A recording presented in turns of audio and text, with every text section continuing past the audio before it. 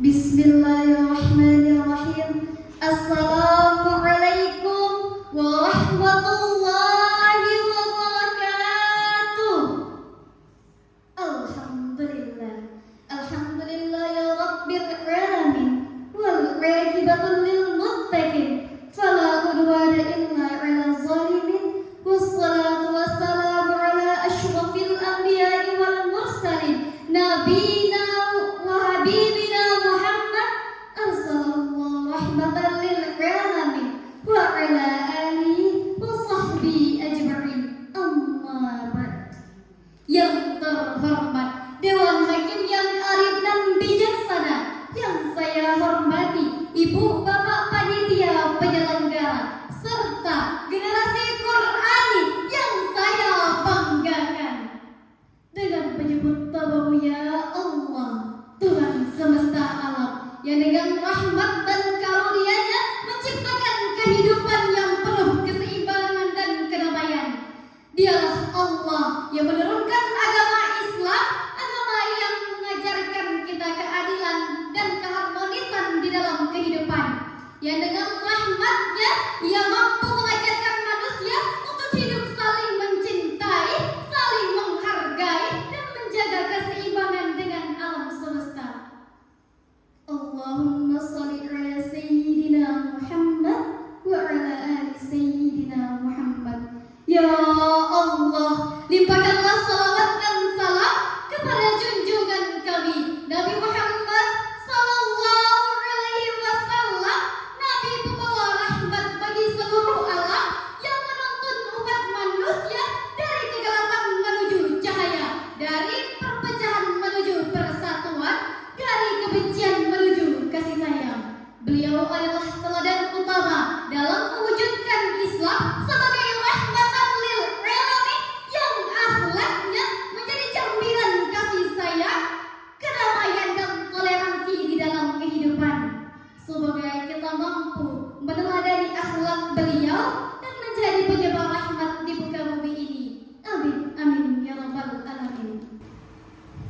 Hadirin yang dirahmati Allah, jika kita mencermati kondisi dunia saat ini, kita akan menemukan bahwa kehidupan manusia sedang menghadapi krisis yang kompleks. Bukan hanya krisis ekonomi ataupun politik, tetapi juga krisis kemanusiaan, krisis moral, dan krisis lingkungan. Laporan dari United Nations mengatakan bahwa jutaan manusia dari berbagai belahan dunia hidup dalam situasi konflik bersenjata. Data dari UNHCR mengatakan bahwa lebih dari 100 juta orang yang terpaksa mengungsi akibat kekerasan, pelanggaran hak asasi manusia, dan peperangan. Data ini yang merupakan tertinggi dalam sejarah modern, yang dimana artinya perdamaian dunia masih menjadi tantangan yang besar. Di sisi lain, kemajuan teknologi informasi membawa dampak yang tak kalah signifikan. Laporan dari data reportal tahun terbaru mengatakan bahwa pengguna media sosial di dunia telah mencapai lebih dari 5 miliar orang. Namun sayang, di balik kemudahan informasi ini muncul fenomena yang mengkhawatirkan, seperti munculnya hoax, penyebaran ujaran kebencian, dan polarisasi sosial. Banyak konflik justru dipicu dan diperparah oleh interaksi digital yang tidak sehat. Tidak hanya itu, dalam bidang lingkungan, laporan dari Intergovernmental Panel on Climate Change menegaskan bahwa perubahan iklim yang disebabkan oleh aktivitas manusia meningkatkan frekuensi bencana alam seperti banjir, kekeringan, dan gelombang panas ekstrim. Hal ini menunjukkan bahwa hubungan manusia dengan alam semakin tidak harmonis.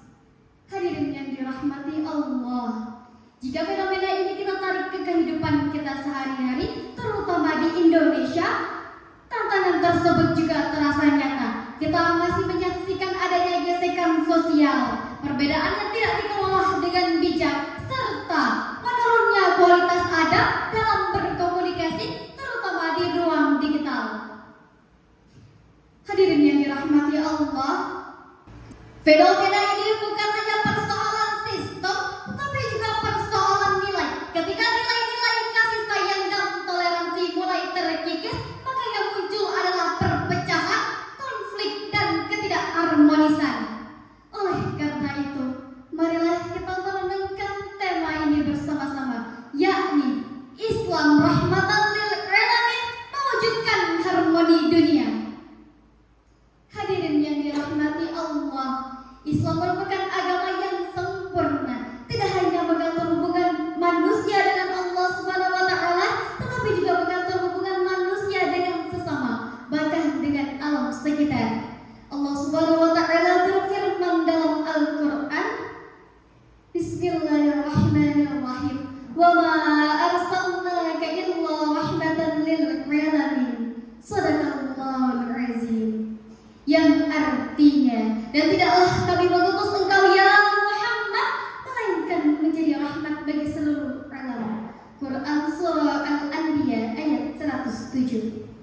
Dalam tafsir Al-Misbah karya Profesor Dr.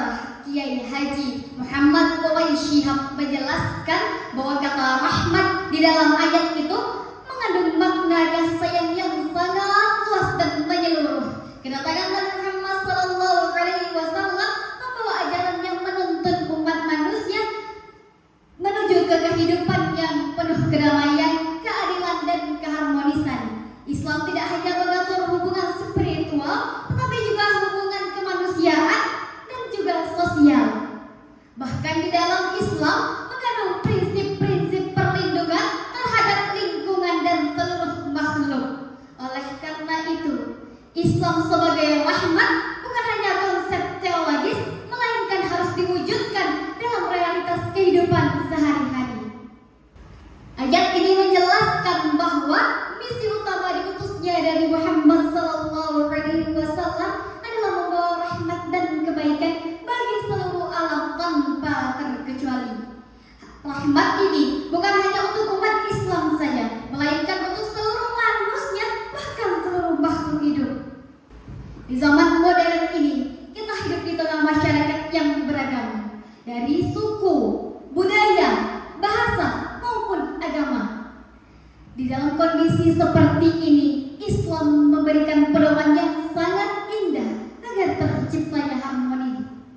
Allah Subhanahu wa taala berfirman dalam Al-Qur'an, "Ya ayyuhan nas inna khalaqnakum min dzakarin wa untha wa ja'alnakum syu'uban wa qabaila lita'arafu."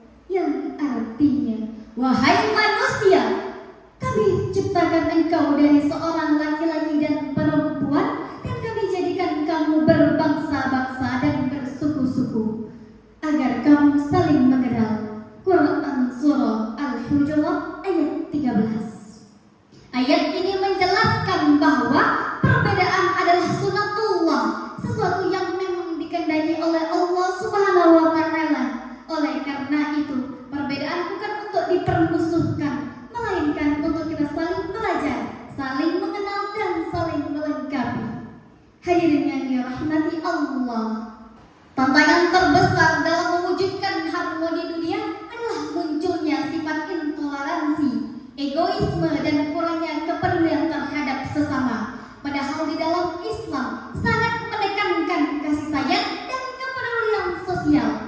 Rasulullah SAW bersabda, "Ar-rahimuna yarhamuhumur rahman, irhamu man fil ardi yarhamkum man fis sama." Yang artinya, orang-orang yang penyayang akan disayangi oleh Yang Maha Penyayang. Sayangilah yang di bumi, niscaya yang di langit akan menyayangimu. Hadis riwayat Tirmizi. Hadis ini menjelaskan bahwa kunci utama terbentuknya dunia yang damai dan seimbang serta harmonis adalah kasih sayang. Ketika tidak adanya kasih sayang, maka manusia akan penuh dengan perpecahan dan konflik. Dan yang dirahmati Allah, jika nilai-nilai ini benar-benar kita terapkan, maka Islam akan benar-benar hadir sebagai rahmat bagi seluruh alam. Dunia yang penuh akan konflik akan menjadi dunia yang harmonis dan damai. Masyarakat yang penuh perpecahan akan menjadi masyarakat yang harmonis.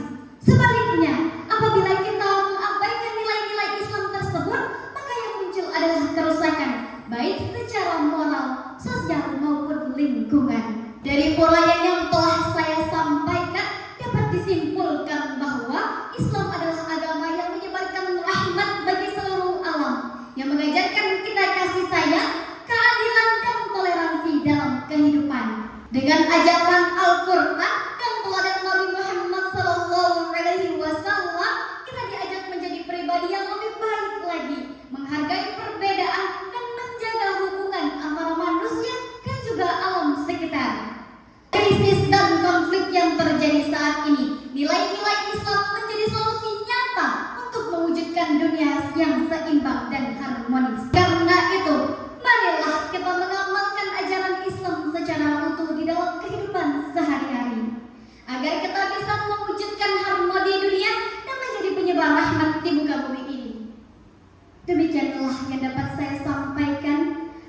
Mohon maaf atas kekurangan dan kekhilafan. Saya akhiri, wabillahi taufik wal hidayah. Wassalamualaikum warahmatullahi